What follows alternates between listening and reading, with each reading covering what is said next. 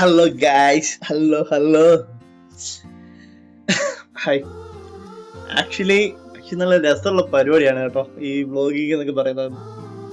നമ്മളിങ്ങനെ ചില സമയത്തൊക്കെ സ്റ്റക്കായി പോകും.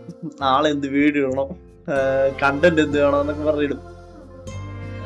പക്ഷെ ഞാൻ മനസ്സിലാക്കിയ ഒരു കാര്യം എന്ന് വെച്ചാല്, ഇതുവരെ ഈ പറഞ്ഞ റീച്ച് കിട്ടിയവരായാലും ശരി, വ്ളോഗ് ചെയ്തവരായാലും ശരി, എല്ലാവരും നല്ല പണിയെടുത്തിട്ടുണ്ടാവും. നല്ല പണി എന്ന് വെച്ചാൽ കണ്ടന്റിന്റെ കാര്യത്തിൽ വേണേൽ പണിയെടുത്തിട്ടുണ്ടാവാം, അല്ലെങ്കിൽ എഡിറ്റിങ്ങിലായിരിക്കാം, അല്ലെങ്കിൽ ചിലപ്പം എന്താ പറയണ്ട റോ വീഡിയോസ് ഇട്ടാൽ പോലും അതിൻ്റെ അകത്ത് പല കാര്യങ്ങളും ശ്രദ്ധിക്കേണ്ടതുണ്ട്. നമ്മൾ ഈ പറയുന്ന കാര്യങ്ങള്, കണ്ടന്റ്, സംസാരം, അല്ലെങ്കിൽ പിന്നെ നമ്മൾ ഒഫൻസീവ് ആയിട്ടുള്ള വാക്കുകൾ, അങ്ങനെ പലതുണ്ടാവും. പക്ഷെ ഞാനിത് ഇപ്പോഴാണ് അതിന്റെയൊക്കെ ഒരു എല്ലാം നമ്മള് പറയത്തില്ല, എന്നെ സിമ്പിൾ ആണെന്നൊക്കെ വിചാരിക്കും. സിമ്പിൾ അല്ല സംഭവം, പണിയുണ്ട്. ഇതിനിടയ്ക്ക് പണിയെടുക്കണം. നല്ല പണിയെടുത്താലേ നല്ല റിസൾട്ട് കിട്ടുള്ളൂ. സത്യമായ കാര്യമാണ്, 100%. കാരണം ഞാനിപ്പം പറയാൻ കാരണം വേറൊന്നുമല്ല, എല്ലാ ദിവസവും ഡെയിലി വ്ളോഗ്, ഡെയിലി ജസ്റ്റ് നടക്കുന്ന കാര്യങ്ങള് വീഡിയോ എടുത്ത് ഇടാമെന്ന് മാത്രമാണ് ഞാൻ ചിന്തിച്ചത്.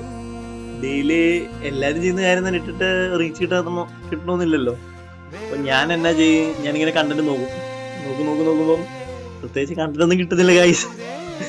പിന്നെ സത്യം പറഞ്ഞാ ചുമ്മാ ഒരു സാധനം ഇട്ടിട്ട് കാര്യമില്ലല്ലോ. അങ്ങനെയാണ് ഇതിങ്ങനെ നീട്ടി വെച്ച് പോകുന്നത്.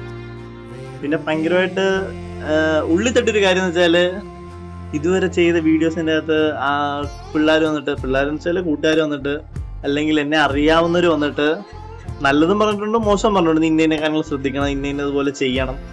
അതുപോലെ തന്നെ കൂടുതലും എന്റെ ഫ്രണ്ട്സ് ആയതാണെന്ന് എനിക്കറിയത്തില്ല, എല്ലാവരും സപ്പോർട്ട് ചെയ്യുന്ന രീതിയിൽ, എടാ അങ്ങനെ ഇങ്ങനെ എടാ ഇന്ന കാര്യങ്ങൾ ചെയ്താൽ മതി, നമുക്ക് എന്നാ പറയണ്ട റീച്ച് കൂട്ടാൻ പറ്റും, ഇൻസ്റ്റയിൽ ഇന്ന പോലെ ചെയ്ത് കഴിഞ്ഞാൽ കുറച്ചും കൂടി റീച്ച് കിട്ടും, പിന്നെ വീഡിയോക്ക് ചുറ്റും ക്ലാരിറ്റി കൂട്ടുന്ന രീതിയിൽ എന്തെങ്കിലും ചെയ്യും, പിന്നെ എഡിറ്റിങ്ങിൽ കുറച്ച് കാര്യങ്ങൾ കേൾക്കുമ്പോൾ നല്ല രസമുണ്ട്.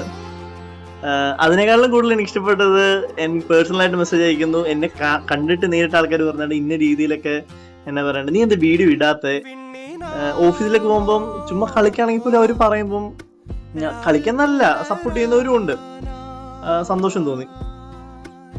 അതിനേക്കാളും ഉപരി എന്റെ കൂട്ടുകാര്, എന്റെ കോളേജിൽ പഠിച്ച എന്റെ കൂട്ടുകാര് ഗ്രൂപ്പിലിട്ട് ചിലപ്പോൾ അവര് കളിയാക്കുന്നതായിരിക്കാം, പക്ഷെ എനിക്കറിയില്ല, അത് ഭയങ്കര സന്തോഷം തോന്നി.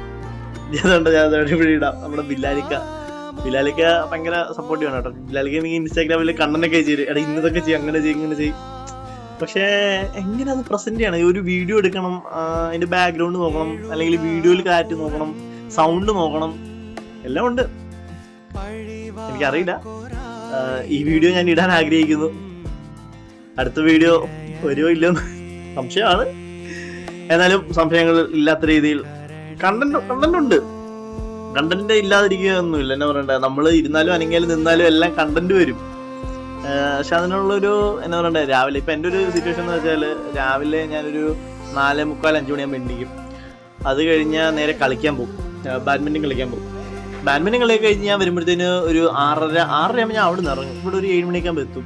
അതിനിടയ്ക്ക് ഒന്ന് റെസ്റ്റ് എടുത്തിട്ട് നേരെ കുളിച്ച് റെഡിയായി, അതിനിടയ്ക്ക് ഒരു ഫുഡൊക്കെ കഴിച്ച് 7:15 ട്രെയിനിന് ഞാൻ നേണ്ട മാവേലിക്കരയിൽ നിന്ന് കയറി കോട്ടയത്തിന് പോകും. അവിടെ ഒരു 9 മണി 9:15 ചെന്നാൽ നേരെ ഓഫീസിൽ പോകുന്നു, വർക്ക്, കസ്റ്റമറിനെ കാണാൻ പോകുന്നു, ഡീലർഷിപ്പ് വിസിറ്റ്, അല്ലെങ്കിൽ FI എടുക്കാൻ കസ്റ്റമർ അടുത്ത് പോകുന്നു, കസ്റ്റമറിനെ കാണുന്നു, കസ്റ്റമർ വിസിറ്റ്, കളക്ഷൻ ഉണ്ടെങ്കിൽ കളക്ഷൻ എടുക്കാൻ പോകുന്നു. അതെല്ലാം കഴിഞ്ഞ് വരുമ്പോഴത്തേന് ഈ പറയുന്ന പോലെ വൈകുന്നേരം ആവും. ഉച്ചയ്ക്ക് ഫുഡ് അത് ഓഫീസിൽ നിന്ന് ഉണ്ടെങ്കിൽ ഓഫീസിൽ നിന്ന് കഴിക്കും, അല്ലെങ്കിൽ പുറത്തുനിന്നാണെങ്കിൽ പുറത്തുനിന്ന് കഴിക്കും, അങ്ങനെയൊക്കെ തന്നെ. അതെല്ലാം കഴിഞ്ഞ് വൈകുന്നേരം തിരിച്ച് വീണ്ടും ട്രെയിനിന് ഒരു 8 മണി 9 മണിയൊക്കെ ആകുമ്പോൾ, ഈ ഒരു സമയമാകുമ്പോൾ ഞാൻ നേണ്ട വീട്ടിൽ എത്തും.